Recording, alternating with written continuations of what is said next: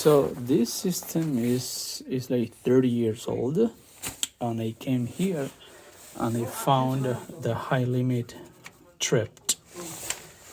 And over here, someone has been trying to replace it already. Okay, but we gotta understand that when the high limit switch trips is for a reason. Okay, and the reason is this. Look right here. Yeah. Let's see. There we go. A big crack right there. That heat exchanger is cracked.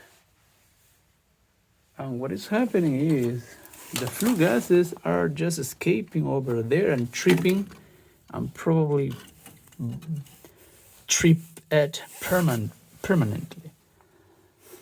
Okay, so since this system is from 1994, man, the advice is just to get a new one. All right, is what it is.